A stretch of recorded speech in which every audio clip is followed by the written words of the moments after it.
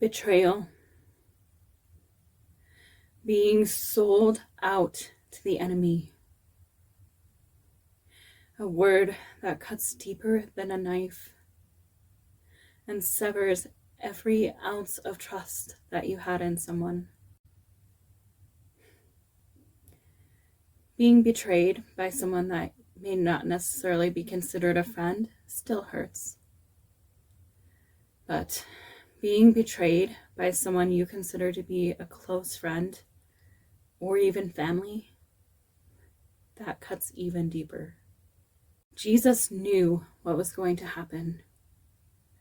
The night he knew he was going to be turned over to the authorities and put on trial and killed, he wanted to share one last meal with his friends, his followers, his disciples. They broke bread together in an upper room. He washed their feet and continued to share life with them as they had done for 3 years. Even as they ate, Jesus knew exactly which one of his followers was going to betray him. Before this night, Judas had been in discussions with the Pharisees and Sadducees, the religious leaders of the day. They had been looking for a way to arrest Jesus for months. And finally, one of his followers came forward, and for 30 pieces of silver, he agreed to turn Jesus over to them.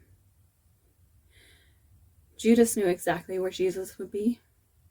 It was a normal thing for Jesus and his followers to go to a garden nearby so that Jesus could pray. Judas took the religious leaders with him, and they brought their soldiers and some people from the town, and they surrounded Jesus like he was a wanted criminal. Judas told them the sign that he would give for the man that he would turn over to them. He approached Jesus and betrayed him with the kiss of a friend. That phrase is so bittersweet. The kiss of a friend. Judas had been a close part of Jesus' ministry for 3 years. They had shared so much life together. When Jesus called Judas to be a part of his inner circle of followers, he knew what he was going to do. He knew that after all the time spent together, Judas would still be swayed, and he would still betray him and sell him to the enemy for 30 pieces of silver. He knew that night in the upper room when they shared their last meal together, and yet he still chose to wash Judas's feet. He still chose to eat bread with him and share that meal with him. Even after Judas betrayed him and he was turned over to the authorities,